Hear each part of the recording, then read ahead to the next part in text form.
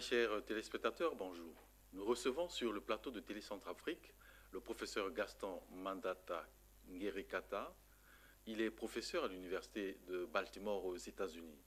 Il va devoir se présenter et nous parler, nous situer sur les perspectives de développement scientifique à l'université de Bangui et du changement politique en République centrafricaine. Monsieur le professeur, bonjour. Bonjour.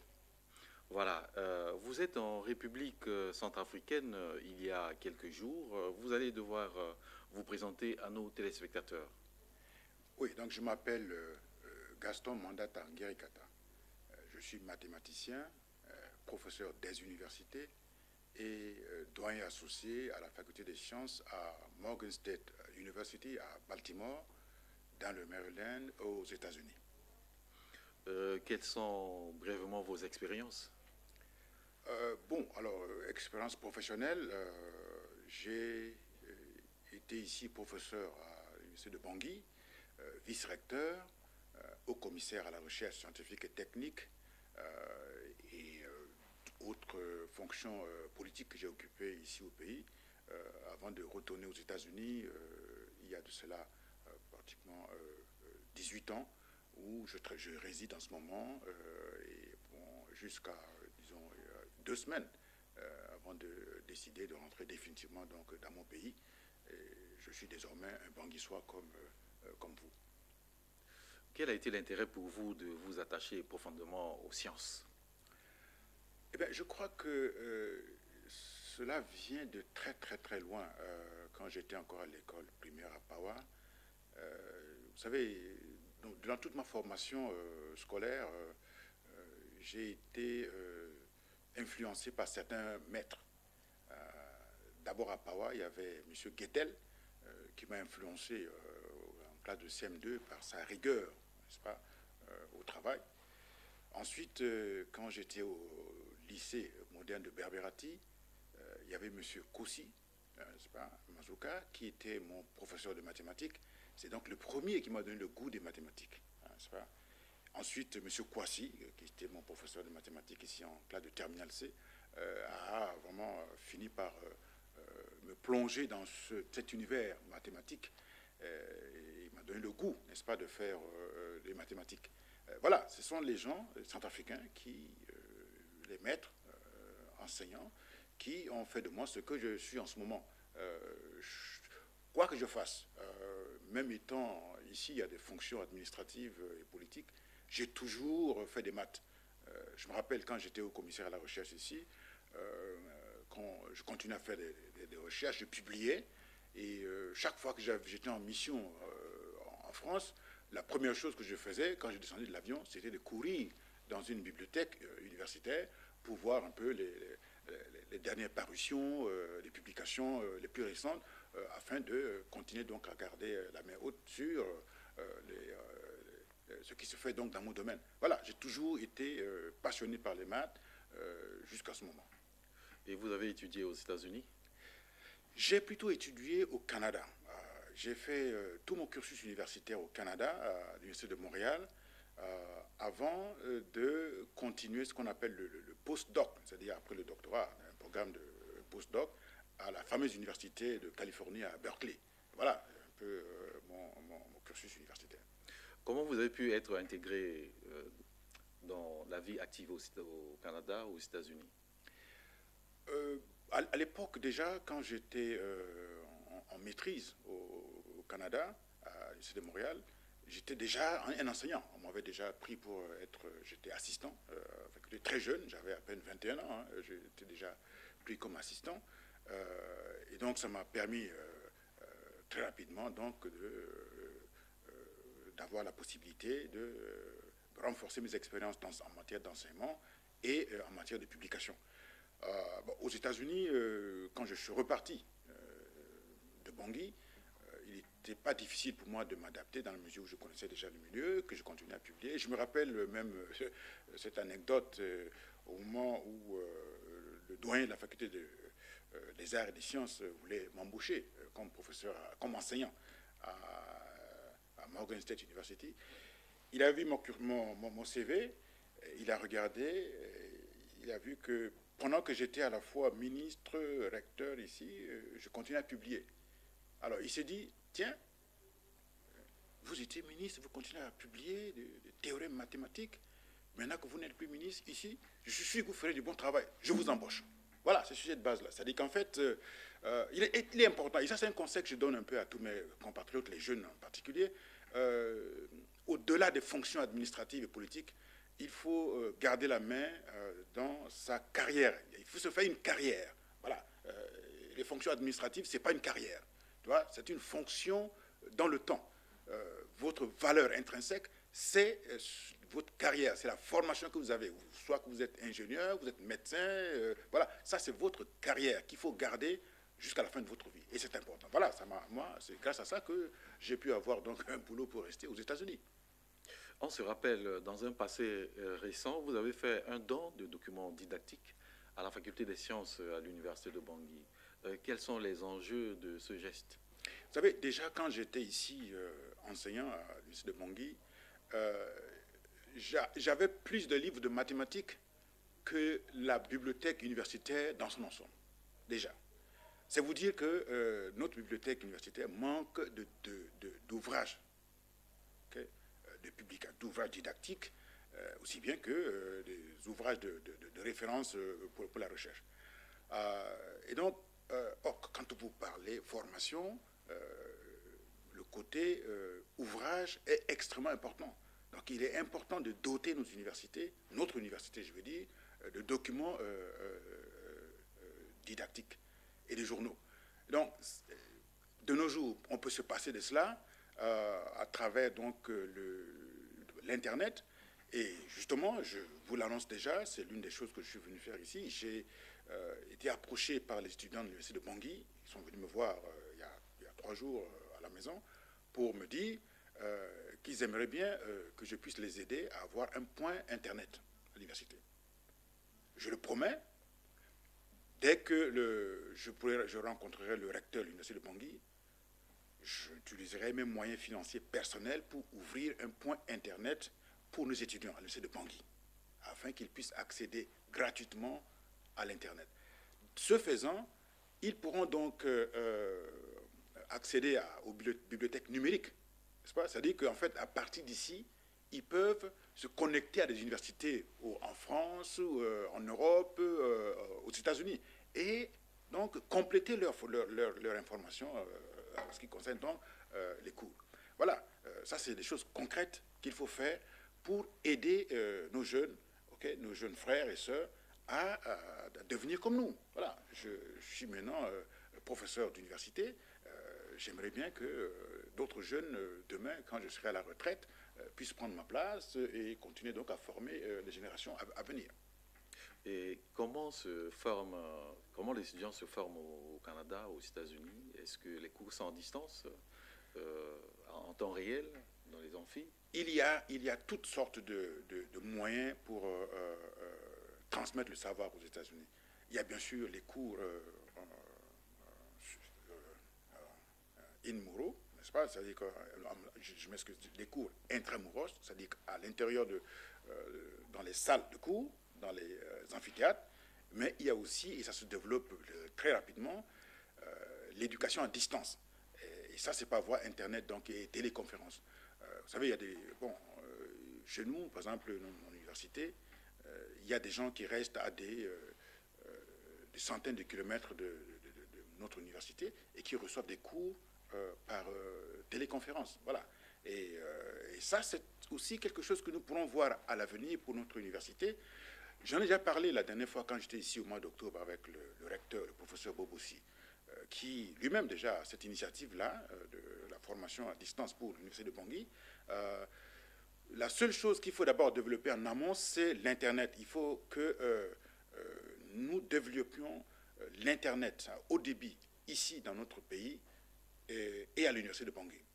À partir de quoi, moi je peux rester à Baltimore et donner des cours aux étudiants ici à l'université de Bangui et vice-versa. Et si dans l'avenir nous puissions aussi avoir un point Internet intéressant, efficace à Bambari, un enseignant un maître peut rester ici à Bangui et donner des cours à des élèves à Bambari. Voilà, ça ce sont des technologies qui existent en ce moment qu'il faudra que nous puissions donc les prendre rapidement. Il ne s'agit pas, et ça je m'inscris en faux, de dire que nous devrons nécessairement passer par toutes les étapes technologiques avant d'arriver au niveau. Non.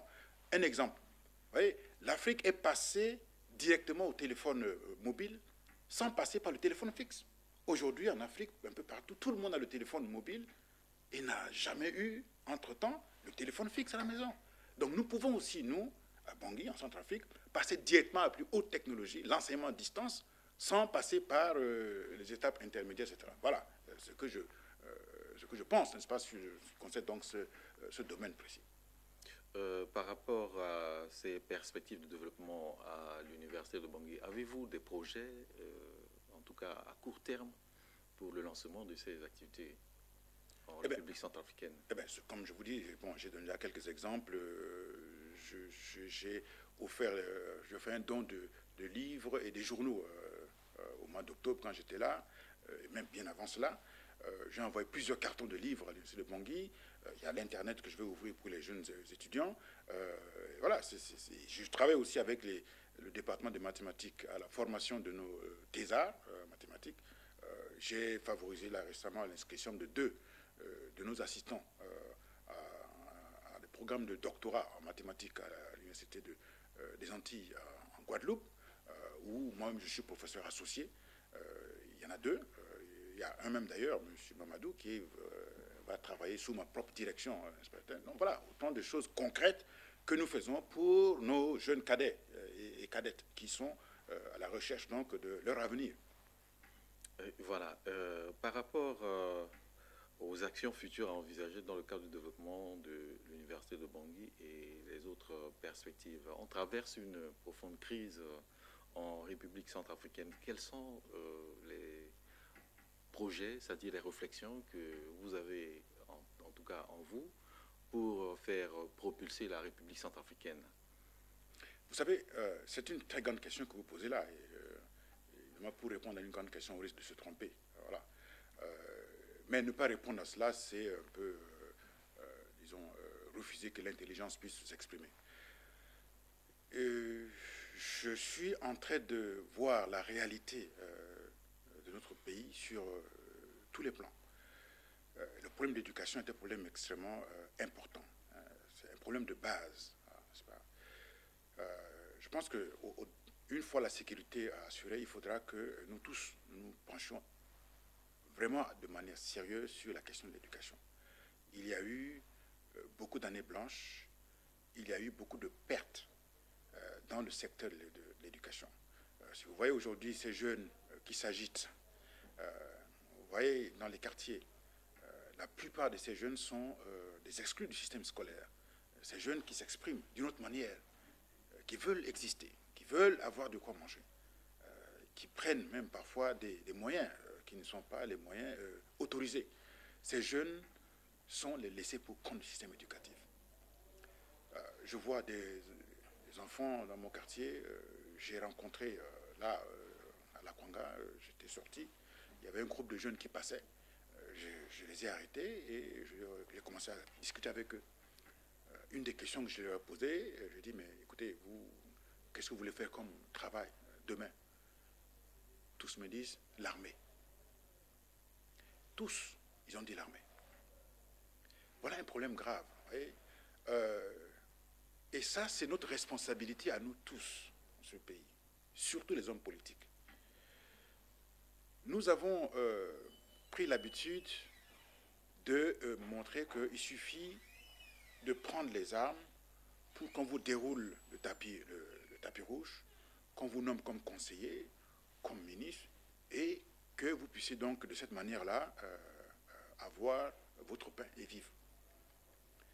Au détriment de la formation, au détriment du mérite, au détriment des compétences.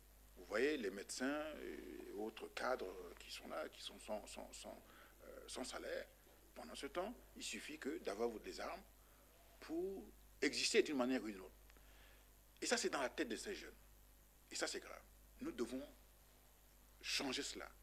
ramener les jeunes à l'essentiel, c'est-à-dire la formation. Ils doivent d'abord être bien formés. Donc le problème de l'éducation est un problème extrêmement important. Moi, je suis professeur d'université. En ce qui me concerne, la première chose que je fais, c'est d'abord m'intéresser à cette question-là.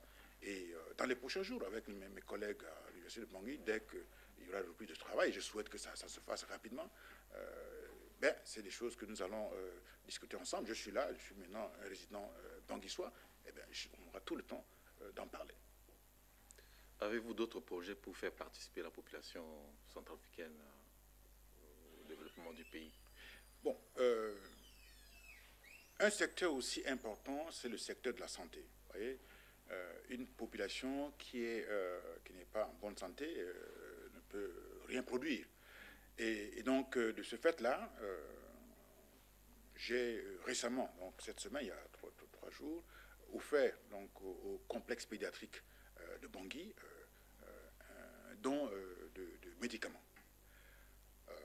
Voilà une action concrète pour aider nos enfants à retrouver la santé et à être demain donc des citoyens productifs. J'ai aussi un projet plus important que cela dans le domaine de la santé. J'en ai parlé un peu rapidement, mais vous verrez, c'est un projet extrêmement important, visible. Dans les prochaines semaines, dès que la logistique sera mise en place, il y aura un groupe de médecins qui viendront ici travailler, soigner gratuitement les Centrafricains. Voilà. Je reviendrai sur cela au moment opportun. En matière de mobilité, est-ce que les contacts peuvent être envisagés avec les professeurs de l'extérieur, de Chine, Japon, la France, pour des encadrements, les descentes ici à Bangui pour encadrer nos enseignants, chercheurs? D'abord, premièrement, aucun enseignant étranger ne viendra ici tant qu'il y a cette situation d'insécurité. Voilà. Il faut pas se voiler la face. Mais dès que la sécurité sera à nouveau assurée dans notre pays, il suffit maintenant que les autorités, n'est-ce pas, de ce pays puissent donc mettre en place des projets pour attirer les gens. Vous savez, notre pays, je l'ai dit il y a quelque temps, connaît, on a un État bloqué en ce moment. Voilà, et je considère l'année 2014 comme l'année zéro. Hein, tout a été détruit et donc nous commençons à zéro. Ça veut dire que nous avons la chance soit de prendre le bon chemin, soit encore de rater. C'est l'année zéro. Donc, véritablement, nous sommes donc à la croisée des chemins. En 2014 correspond un peu à la situation des pays comme l'Allemagne, après la Deuxième Guerre mondiale, complètement détruite, et qui ont donc l'opportunité de démarrer et de devenir aujourd'hui une puissance mondiale. 2014, c'est aussi l'année zéro qui correspond à l'année 1994 pour le Rwanda, qui a aussi connu la même situation que nous en ce moment, c'est-à-dire violence généralisée, la haine, les tueries, les viols, etc., à grande échelle, et qui aujourd'hui est un pays stable, une économie qui avance, etc. Donc, moi j'ai de l'espoir. Je crois que j'ai discuté avec beaucoup de Centrafricains, j'ai rencontré beaucoup de gens depuis que je suis là, des lettrés comme ceux qui n'ont pas été à l'école. Je crois qu'il y a une volonté généralisée dans ce pays-là pour aller de l'avant. J'ai de l'espoir. Je crois que nous allons nous en sortir. De grands scientifiques comme vous méritent vraiment être utilisés par le pays pour la mise en place des industries de transformation et beaucoup d'autres. Avez-vous des convictions sur ce point? Bon, d'abord, premièrement, moi, personnellement, je suis un puriste, c'est-à-dire que je fais des mathématiques pures. Mais, bon, ce que vous dites là, je dis que ça fait partie donc des politiques qui doivent être mises en place pour utiliser efficacement la main-d'œuvre scientifique nationale. Il y en a. Il y a des Centrafricains très bien formés dans pratiquement tous les domaines de la science qui sont dans la diaspora. J'en connais des gens qui sont très bons mathématiciens en France, des gens qui sont des très bons biologistes qui sont aux États-Unis, des pharmaciens de haut niveau, chercheurs. Il y en a un peu partout. Je voyage beaucoup en Europe, dans les Antilles, où nous avons un nombre important de médecins centrafricains qui travaillent, n'est-ce pas, dans les Guyane, Guadeloupe, Martinique, des physiciens, vraiment des scientifiques centrafricains qui sont de très haut niveau. Il suffit simplement de mettre en place une politique d'attraction, n'est-ce pas, pour faire rentrer au bercail tous ces compatriotes-là, et vous verrez que ce pays, on va décoller rapidement. Voilà, vos mots de fin, vos conseils. Eh bien, moi, le conseil, pour moi, c'est en fait un mot de paix, n'est-ce pas, et de réconciliation nationale. Je crois qu'il faudra... moi-même, vous savez, je souffre énormément. Hein. J'ai eu 3 de mes neveux qui ont été tués le 5 décembre ici. Tout cela ne m'empêche pas de rentrer chez moi et de m'ouvrir à tous mes compatriotes. Nous devons faire cela. Je demande aussi aux Centrafricains de la diaspora de faire le même chemin que moi, c'est-à-dire d'abandonner leur vie confortable, je comprends, pour venir, ne serait-ce que quelques mois, donner un coup de main aux compatriotes de l'intérieur qui sont dans de grandes souffrances. Venir soulager leur souffrance, les aider à avoir espoir. Ça, c'est vraiment un message que je lance aux Centrafricains de la diaspora qui sont importants. Beaucoup veulent rentrer chez eux, mais je leur demande de ne pas hésiter à franchir le pas. Venez, le pays vous attend, c'est notre pays. Nous ne pouvons pas laisser ce pays-là dans ces conditions. Nos compatriotes qui sont restés ici ont beaucoup de mérite. Beaucoup peuvent aussi, n'est-ce pas, aller à l'extérieur travailler, mais ils ont préféré rester ici sur le sol national pour aider, n'est-ce pas, le développement de ce pays. Venons aussi en renfort, venons les aider, venons rester avec eux et travailler. Voilà l'appel que je lance donc à tous mes compatriotes centrafricains, surtout ceux de la diaspora. Voilà, très chers téléspectateurs, vous avez eu sur ce plateau le professeur Gaston Mandata Ngerekata. Il est professeur à l'Université de Baltimore aux États-Unis. Nous nous sommes entretenus sur les perspectives de développement scientifique à l'Université de Bangui et quelques changements socio-économiques en République centrafricaine. Nous vous remercions.